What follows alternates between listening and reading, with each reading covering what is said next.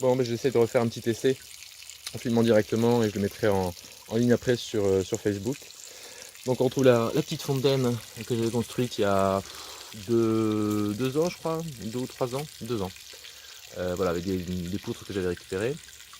La Conecloa, le Daphné qui va bientôt fleurir et qui sentira très très bon. Donc je vous le refais, hein. L'érable du Japon Seiryu. Voilà, je l'ai acheté il n'y a pas très longtemps, c'est le dernier venu là dans les érables au jardin. Et je vois qu'il prend des couleurs jaune orangé qui ne me déplaisent pas du tout.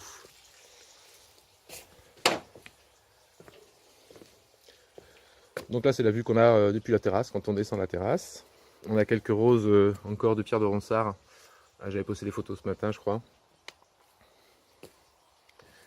Le miscanthus avec ses très belles couleurs de fin de saison. Rouge, les tiges sont rouges, le feuillage est rouge et jaune. Voilà, j'adore vraiment. Avec son petit bassin en bas, on voit pas les poissons rouges, mais il doit être quelque part par là caché. Donc les Cornus alba, c'est un pote qui m'avait filé ça. On voit les tiges sont bien rouges. Et dans quelques temps, il n'y aura plus de feuilles. On verra que les tiges. Avec le soleil là, le soir qui tape dessus, ça va être vraiment sympa. Le rosier rugosa onza et un miscanthus panaché. Donc je disais, il est trop gros maintenant. Il doit avoir 4 ans ou 5 ans. Ou 4 ans, ouais. Et il prend trop d'ampleur. Je le diviserai au printemps prochain. Voilà, pour le régénérer un petit peu, puis le mettre ailleurs également. On voit au fond la viorne boule de neige du voisin qui prend des super belles couleurs. Bon, c'est sympa d'avoir des voisins qui ont des beaux arbres, comme ça on en profite. Donc le jardin à l'avant, on retrouve le miscanthus. En jaune là-bas, on voit le rosier Ansa, un autre qui est issu d'une bouture également. Le Pennisetum Alopecuroides ameln, ils ont de ces noms, c'est toujours un peu difficile à prononcer, je trouve.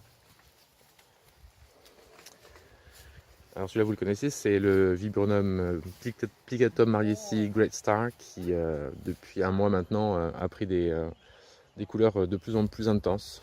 Bon là ça commence à finir, les feuilles commencent à tomber, on en voit au sol. Bon, allez, on en profite encore un peu et puis on attendra l'an prochain. Alors les troncs blancs, hein, c'est pas du tout des bouleaux. Ce sont des altéas, j'ai passé les troncs à la chaux au début de printemps. Voilà, je trouve que ça donne un peu de peps au massif.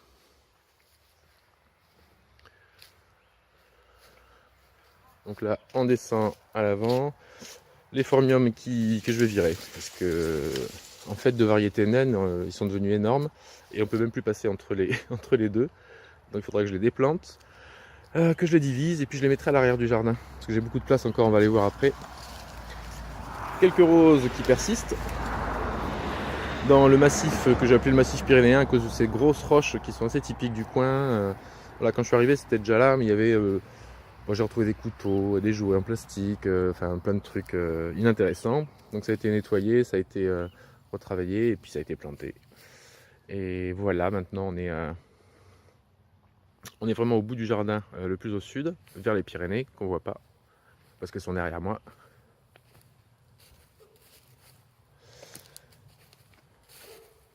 Et en ce moment, c'est un peu le roi, lui. L'érable champêtre, avec son jaune beurre magnifique. Dedans, il y a un rosier grimpant, enfin un rosier liane plutôt, Paul Himalayan Musk, qui en fin de printemps fait plein de petits pompons blancs parfumés. C'est majestueux, c'est super, j'adore.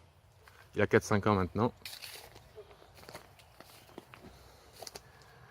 Donc ça c'est une vue que vous connaissez si vous me suivez sur Facebook. On voit bien toutes les couleurs du miscanthus, des cornus, là du viburnum, derrière là-bas du rosier Ansa. On a encore quelques roses ici.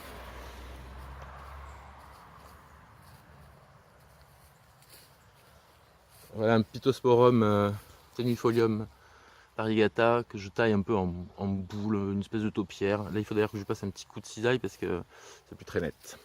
Donc cette partie là c'est la partie la plus ancienne du jardin, celle que j'ai commencé en priorité. Et maintenant on va aller voir l'arrière qui n'a pas encore beaucoup avancé. faute de temps, faute de moyens. Donc on passe derrière la terrasse. On a la haie de noisetier, je pense que à terme elle va virer.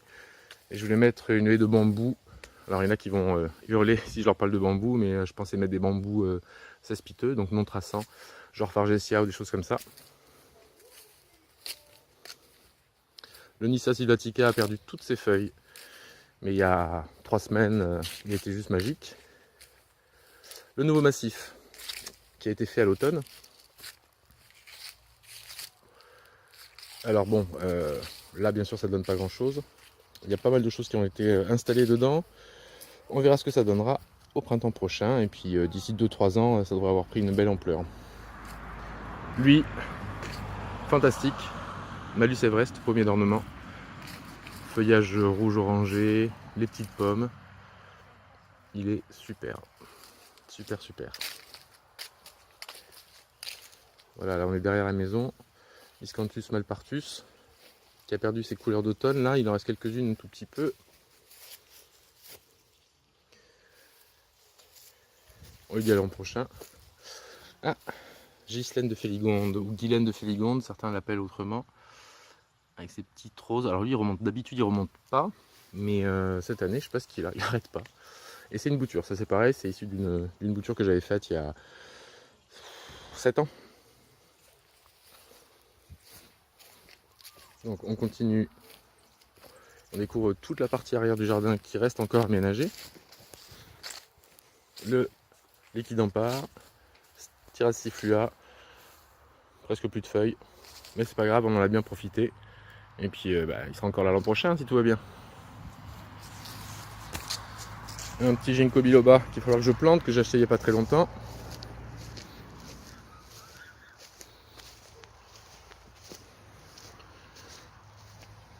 Voilà, il n'y a plus rien. Érable Frimani, Autumn Blaze, rouge vif, rouge orangé vif. Il y avait un mois là, c'était une beauté, une pure beauté. 2 vieux cerisiers qui étaient là avant que j'arrive, qui donnent plus grand chose. J'ai commencé à les broussailler un peu, mais il y a encore du boulot. Là aussi, tout le long, il y avait une haie d'abélia envahie par les ronces qui a été virée à la pelle mécanique et que je vais replanter. Le Cornus controversa variegata, qui est tout jeune, qui a, je sais pas, 4 ans peut-être. Donc ça pousse très lentement. Donc le feuillage est sympa. Les tiges rouges aussi comme ça. Enfin prune plus que rouge. Très beau, puis quand il est adulte, il a un port absolument superbe. Voilà, donc un petit panoramique pour que vous vous rendiez compte de l'espace, le terrain de jeu que j'ai encore à aménager.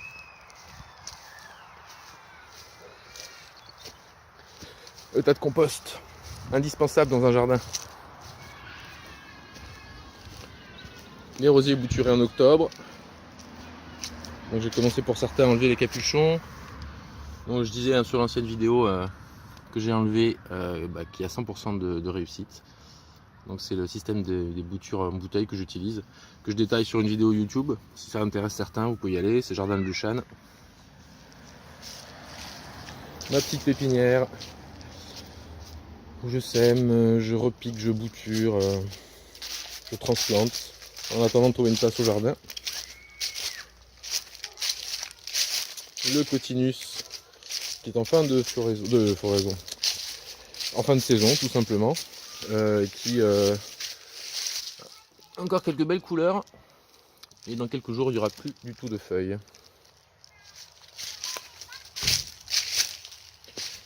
Voilà l'érable champêtre à contre-jour là, qui bon en vidéo ça va pas trop rendre, mais c'est vraiment sympa.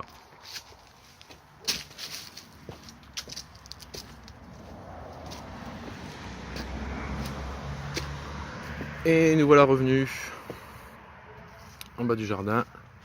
Donc on retrouve l'érable champêtre. Vraiment, vous n'êtes pas perdus. Et un dernier coup d'œil.